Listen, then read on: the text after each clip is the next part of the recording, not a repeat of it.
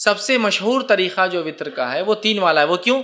حضرت عائشہ کی وہ روایت یاد کیجئے موطا امام مالک کی کہ نبی اکرم صلی اللہ علیہ وسلم رمضان یا غیر رمضان 11 رکعتوں سے زیادہ نہیں پڑھتے تھے. تو 11 رکعت میں 8 رکعت تہجد کی اور 3 رکعت وطر کیا. تو 3 پڑھنا سب سے مشہور طریقہ ہے. اب یہ 3 پڑھنے کا طریقہ کیا ہے؟ اس طریقے سے اس 3 رکعت کو پڑھنے کے 2 طریقے ہیں. میں سمجھو آپ زیادہ کنفیوز نہیں ہو رہے ہیں, ہر چیز کلیئر کرتے ہوئے جا رہے ہیں. 3 رکعتوں کو پڑھنے کے 2 طریقے. 2 طریقے کیا ہیں؟ 2 سلام سے 3 رکعت یا 1 سلام سے 3 رکعت. تھوڑا اس کو اور وضاحت کرتا ہوں. 2 سلام اور 2 قاعدے سے 3 رکعت یا 1 سلام اور 1 قاعدے سے 3 رکعت.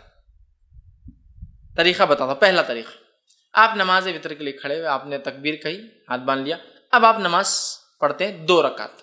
2 رکعت نماز ختم ہونے کے بعد قاعدہ کرتے ہیں. قاعدے کے بعد آپ السلام علیکم ورحمۃ اللہ, السلام علیکم ورحمۃ اللہ کرتے ہیں. کتنی رکعت ہوئی؟ 2. پھر 2 کے بعد آپ کھڑے ہوتے 1 رکعت کی نیت سے. پھر آپ رکعت باندھتے اور 1 رکعت پڑھ کے قاعدہ کرتے السلام علیکم ورحمۃ اللہ, السلام علیکم ورحمۃ اللہ. 3 رکعت وطر, 2 سلام اور 2 قاعدے سے. 2 سلام ہے, 2 کے بعد سلام پھیر دیا, مطلب قاعدہ بھی ایک زیادہ ہوا, یہ بھی ہوا. اس کے بعد 1 رکعت پڑھی, 1 قاعدہ کیا اور سلام پھیرا. 2 سلام 2 قاعدے سے. دوسرا طریقہ 1 سلام اور 1 قاعدے سے. پہلا طریقہ سمجھ میں آ گیا, 2 رکعت پڑھی, سلام پھیر دیا, پھر کھڑے ہوئے 1 رکعت پڑھی, سلام پڑھی, تو قاعدے بھی 2 ہوئے, سلام 2 ہوئے. اب 1 سلام سے اور 1 قاعدے والا طریقہ, آپ نے رکعت باندھی وطر کی, 3 رکعت کی نیت سے آپ کھڑے ہوئے, اللہ اکبر کے ہاتھ باندھا, کنٹینیوسلی 3 رکعت پڑھیں گے. اب 1 ختم ہوئی, دوسری پڑھا آپ نے, دوسری ختم ہوئی, بیٹھیں گے نہیں, اب قاعدے میں کھڑے ہو جائیں گے, تیسری آپ پڑھیں گے.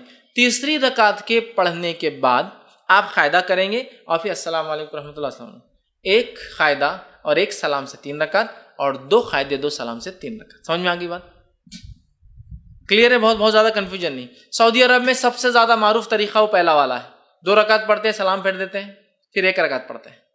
ہندوستان کے اندر 3 پڑھتے ہیں, لیکن تھوڑا سا مسئلہ ہوتا ہے. ہم 3 رکعت 1 قاعدے اور 1 سلام سے نہیں پڑھتے, 3 رکعت 2 قاعدے 2 سلام, بالکل مغرب کی نماز کے جیسا. آپ کو بولے مغرب کے ایسا وطر کو نہیں پڑھنا ہے تو پھر ایک نیا لاتے ہیں. ہم الگ کر رہے ہیں نا, بیچ میں ہاتھ اٹھاتے نا, تیسری رکعت میں اللہ اکبر بول کے پھر ہاتھ باندھتے. حالانکہ ہر طرف تو رفع دین منسوخ ہو گیا بولتے یہاں, لیکن ثابت کرتے ہیں. باقی جگہ رفع دین کرو تو منسوخ ہو گیا, غلط ہے, اور یہاں بولتے یہاں ہے, پھر کیسا منسوخ ہوا؟ یہاں تو ہے باقی. تو بہرحال الگ کرنے سے مراد, مغرب سے وطر کو الگ کرنے سے مراد یہ نہیں کہ منمانے طریقے سے الگ کرو. جو بتایا گیا وہ یہ ہے کہ قاعدہ 1 کرو اور 1 سلام سے, یا پھر 2 قاعدے, مطلب پھر 2 رکعت پڑھ کے سلام پھیر دو, پھر 1 رکعت پڑھو, یہ معنی ہے اس کا. لیکن ہمارے پاس علم کم اور تعصب زیادہ ہوتا ہے. تعصب مطلب کیا؟ ارے فیض میں ایسا بولتی ہے, ان کا مسلک تو الگ ہی دکھ رہا, کچھ اپنے سے ہٹ کے طریقہ بتا رہے. میرے بھائی یہ علم ہے, دس از نالج. علم کو ہم کو حاصل کرنا ہے.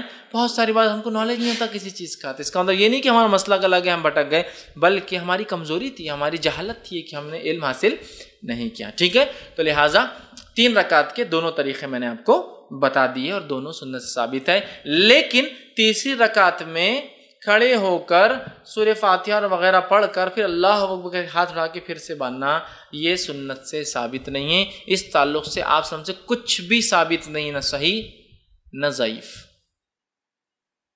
خاص طور سے اٹھا کے پھر باندھنا نہ صحیح ثابت ہے نہ ضعیف.